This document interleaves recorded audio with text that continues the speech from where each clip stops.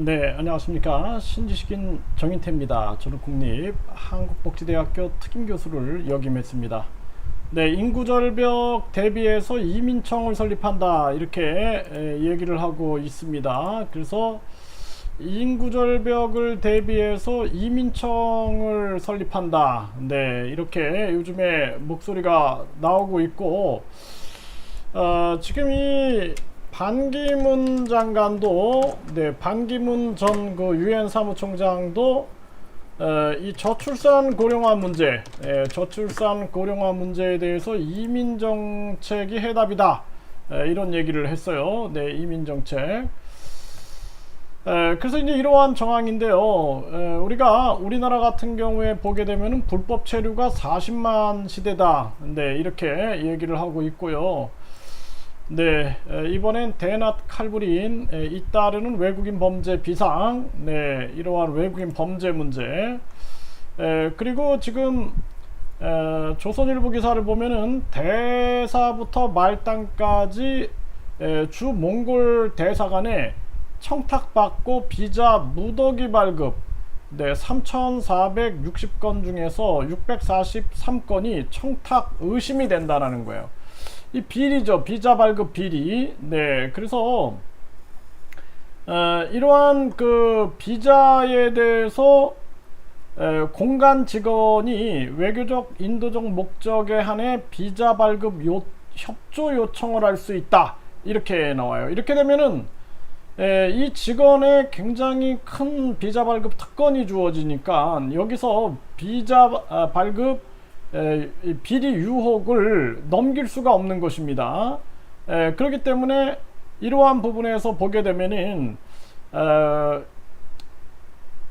주 몽골 대사관의 대규모 비자 발급 비리 의혹은 국가행정의 원칙과 질서가 완전히 무너지고 있음을 보여주고 있다. 네, 내부 보고를 통해 비위 사실을 파악하고도 아무런 조치 없이 수년간 방치한 외교부 본부의 직무 유기에 대해서는 그 이유와 배경을 조사해 엄중 문책을 해야 한다. 그러니까 비자 발급을 하면서 뒷돈을 받고 그 돈이 어디로 흘러갔는지를 조사하면 됩니다. 갑자기 어느 나라에서 새로운 비자를 만드는 거예요. 아주 쉽게 받을 수 있는 비자. 그리고 그 비자 피, 그리고 그 브로커들이 받는 돈, 이러한 돈들 해가지고 엄청난 돈들이 요 직원들 통해서 어디로 들어갔는지, 이런 거를 조사해내야 됩니다. 예전에 제가 이거 방송국하고 이런 거를 전개한 적이 있었어요. 전개한 적이 있었는데 대사관에서 굉장히 크게 반발을 했죠, 저에게. 그래서 그 이후에 이제 제가 그 현지인들한테 살해를 당하는 그 아주 직전까지 가는 그러한 상황을 제가 겪었는데요. 아주 심각한 문제다, 저는 이러한 상황을 봅니다. 네, 프랑스의 이 이민자 이 폭동 10년, 네, 이 내용을 좀 보면은요, 이민자 문제가 결국에는 폭동으로 이어졌던 이 프랑스 사례를 우리가 볼 수가 있습니다. 그래서 지금 10년간 60조 원을 투입해서 교회 재정비에도 효과가 미미하다라는 거예요. 네, 그리고 이 지금 이때 상황을 보게 되면은 많은 사람들이 이 소요 사태로 300여 채 건물과 1만여 대의 차량이 불탔고 미성년자를 포함해 3천여 명이 체포됐다라는 거예요. 2달 동안 소요 사태가 터진 거죠. 300여 채의 건물과 1만여 대의 차량이 불탔다라는 거죠. 이게 굉장히 뭐 전쟁과 다름없었다, 이런 얘기를 하고 있습니다. 그때 이러한 상황들이 발생된 이 부분을 보면은 교회 지역의 청년 실업률은 프랑스 청년 실업률의 배인 50%에 달하고 평균 소득은 56%에 달았다라는 거예요. 이민자 후손들은 취업에서 보이지 않는 차별을 당하고 사회 변두리를 벗어나지 못했다라는 거죠. 그래서 이러한 것들이 폭동으로 표출이 됐다라는 거예요. 10년 전에는. 근데 최근에는 테러가 나타나고 있다라는 거예요. 네, 그래서 주류 사회에서 밀려나 소외된 이민자들이 얼마나 위험할 수 있는지를 적나라하게 보여준 파리 연쇄 테러가 일어났다라는 거죠. 그래서 프랑스에서 태어나 교육받은 이민자 자손이 공모해서 주간지 샤들 리에브 사무실과 파리 유대인 식료품점에서 테러를 벌여서 17명이 살해가 됐고, 그리고 이러한 부분들이 2012년에는 알제리계 프랑스인이 유대인 학교를 공격해서 유대인 어린이와 교사를 포함해 7명이 살해가 됐고요. 그리고 주로 교회에서 살다가 이슬람 극단주의에 빠져 시리아, 이라크 등지에 지하드에 참전한 프랑스인이 1천에서 2,000명에 이르며 이 중 200명이 돌아온 것으로 파악됐다, 이런 얘기를 하고 있습니다. 참 안타깝죠. 네, 그래서 우리나라가요, 지금 이제 제가 지적해 드린 것처럼 불법 체류 40만, 그리고 비자 발급 비리, 그리고 우리나라 준비가 안 돼 있다 그랬잖아요.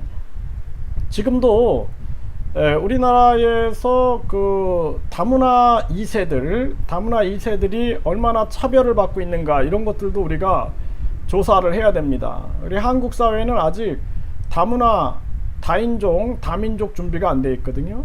그러니까 프랑스에서 제가 이 말씀을 드리는 이유가 이 한국에서 이렇게 일어날 수 있다라는 거예요. 네, 그래서 이 상황, 네, 2달간의 소요 사태로 300여 채의 건물이 300여 채의 건물, 1만여 대의 차량이 불탔고 3천여 명이 체포됐다라는 거예요. 3천여 명. 그러니까 3,000명이 체포되는 엄청난 사태. 그리고 300개의 건물이 불타고 1만여 개의 차량이 불탔다라는 거예요. 이런 사태가 벌어졌다라는 거죠. 그래서 3,000명이 체포됐다. 이거 굉장히 큰 문제죠. 그래서 이러한 문제들이 한국에서도 일어날 수 있다라는 거예요. 한국의 지금 부정부패가 엄청 심한데, 아까 제가 말씀드렸던 것처럼 몽골의 사례, 이 비자 부정부패, 그리고 이민청이 저도 어쩔 수 없다고 봅니다.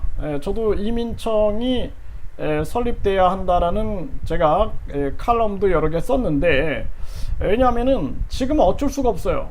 저출산 고령화가 지금 해결된다 할지라도 그 아이들이 성인이 되려면 20년이 걸려야 되거든요. 그런데 우리나라가 과연 다문화, 다민족, 다인종 준비가 됐는가? 이러한 부분들이 앞으로 다가올 거대한 그러한 문제가 생길 것이다. 저는 그렇게 보고 있고요. 지금 최저임금 문제도 마찬가지예요. 우리가 최저임금 문제 같은 경우에도 이게 이제 업종별로 하자 이런 거에 대해서 지금 부결이 된 듯해요. 업종별, 지역별.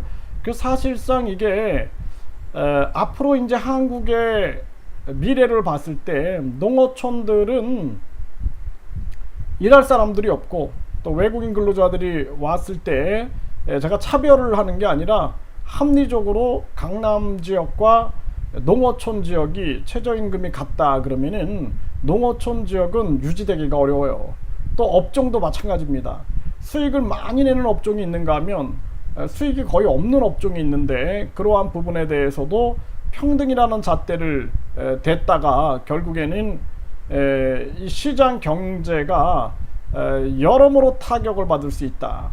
그리고 앞으로 미래로 봤을 때 대한민국은 나중에 법을 바꾸려고 한다라면은 그때는 외국인 이민자들의 거대한 반발이 일어날 수 있다. 저는 그렇게 보고 있습니다. 그렇기 때문에 지금 저출산 고령화 해결이 안 되니까 이제 궁여지책으로 이민청을 설립하는데, 이 문제가 앞으로는 여러 가지 문제를 우리에게 다가올 수 있다는 것을 분명하게 말씀을 드립니다.